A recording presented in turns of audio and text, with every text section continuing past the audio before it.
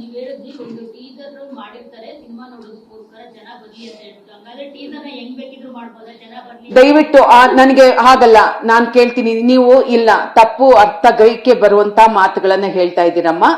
ಒಂದು ನಿಮಿಷ.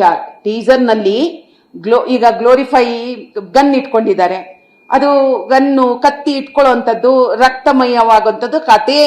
ಅದರ ಕಥೆಯ ಹಿಂದೆ ಏನಿದೆ ಅಂತ ಹೇಳ್ಬಿಟ್ಟು ಅವ್ರು ಹೇಳಲಿಕ್ಕೆ ಏನಾದ್ರೂ ಒಂದು ಸಂದೇಶ ಕೊಡೋದು ಅಥವಾ ಅದು ಅವರ ಅಭಿಮಾನಿಗಳಿಗೆ ಜನರಿಗೆ ಅವ್ರಿಗೆ ಖುಷಿ ಕೊಡ್ಲಿ ಅಂತ ಹೇಳ್ಬಿಟ್ಟು ಮಾಡಿರ್ಬೋದು.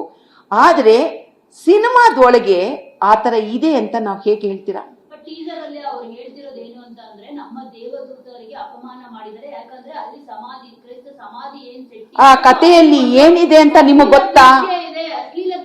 ಕ್ಷಮಿಸಿ ಅಶ್ಲೀಲ ದೃಶ್ಯ ಇಲ್ಲ, ದಯವಿಟ್ಟು ಇಲ್ಲ. ನೀವು ಆ ಕತೆ ಹಿಂದೆ ಏನಿದೆ ಅಂತ ಹೇಳ್ಬಿಟ್ಟು ತಿಳ್ಕೊಳ್ದೆ ನನಗೂ ಇವಾಗ ಆಸೆ ಆಗುತ್ತೆ ಆ ಕತೆ ಹಿಂದೆ ಏನಿದೆ ಅಂತ.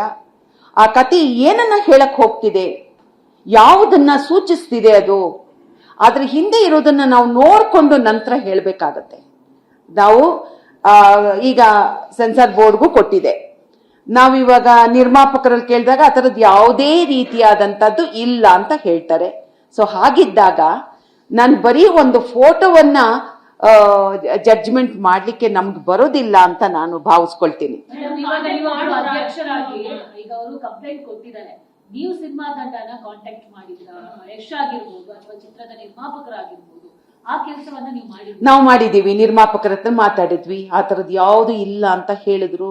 ಸೆನ್ಸಾರ್ ಬೋರ್ಡಿಗೆ ಕೊಟ್ಟಿದ್ದಾರೆ ಅಂತಂದ್ರು, ಸಂತೋಷ, ನಾವು ಅವ್ರನ್ನ ಗೌರವಿಸಿದ್ವಿ. ಓಕೆ, ಸೆನ್ಸಾರ್ ಬೋರ್ಡಿಗೆ ನೀಡಿದಿರಲ್ವಾ ನೀವು, ಸೊ ಇನ್ನೂ ಸೆನ್ಸಾರ್ ಆಗಿಲ್ದೆ ಇರೋದ್ರಿಂದ ಅವರು ಸೆನ್ಸಾರ್ನವರು ಅದ್ರ ಬಗ್ಗೆ ಕ್ರಮ ವಹಿಸ್ತಾರೆ.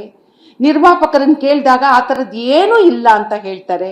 ಸೊ ಹಾಗಿದ್ದಾಗ ಸಿನಿಮಾವನ್ನ ನೋಡ್ಲಿಕ್ಕೆ ಸೆನ್ಸಾರ್ ಬೋರ್ಡ್ನವರು ಮೊದಲು ಕ್ರಮ ವಹಿಸ್ತಾರೆ, ನಂತರ ನಿರ್ಮಾಪಕರು ಯಾವ ತರದ್ ಇಲ್ಲ ಅಂದಾಗ ನಾನೇ ನಿಮ್ಮನ್ನು ಕೇಳ್ತೀನಿ, ಇವತ್ತಿನವರೆಗೂ ನಮ್ಮಲ್ಲಿ ಯಾವುದೇ ಜಾತಿ ಸಂಘರ್ಷಗಳು, ಧರ್ಮದ ಸಂಘರ್ಷಗಳು ನಮ್ಮ ಸಿನಿಮಾಗಳಲ್ಲಿ ನಾವು ತಂದಿಲ್ಲ.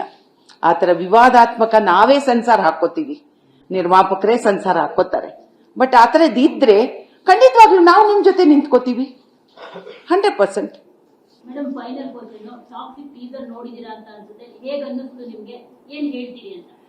ಕ್ಷಮಿಸಿಮ್ಮ, ನಾನು ಇಲ್ಲಿ ನಾನು ಹೇಳಲಿಕ್ಕೆ ಇಷ್ಟಪಡೋದಿಲ್ಲ.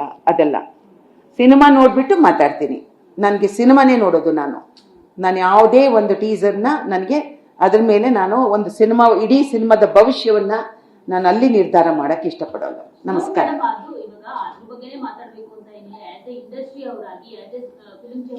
ಕ್ಷಮಿಸಿಮ್ಮ, ನಾನು ಹೇಳಲ್ಲ. ಅದನ್ನ ನೀವು ಹೇಳ್ಕೊಳ್ಳಿ ಅಮ್ಮ, ಅದು ನೀವು ಹೇಳ್ಕೊಳ್ಳಿ. ನನ್ನ ಪ್ರಕಾರ ನಾನು ಒಂದು ಸಿನಿಮಾವನ್ನ ನೋಡ್ಲಿಕ್ಕೆ ಇಷ್ಟಪಡ್ತೀನಿ.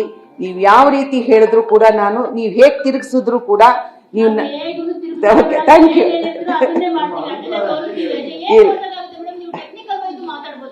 ಮೇಡಮ್, ನಾನು 2 ಸೆಕೆಂಡಿನ ಟೀಸರ್ನಲ್ಲ ಇಡೀ ಸಿನಿಮಾನ ನೀವು ಹೇಗ್ರಿ ಜಡ್ಜ್ ಮಾಡ್ತೀರಾ? ಮಾಡಕ್ ಆಗಲ್ಲ, ನನಗಂತೂ ಆಗಲ್ಲ. ನಾನು ಇಡೀ ಸಿನಿಮಾ ನೋಡಿ ನಿಮ್ಗೆ ಹೇಳ್ತೀನಿ. ಥ್ಯಾಂಕ್ ಯು, ಧನ್ಯವಾದ.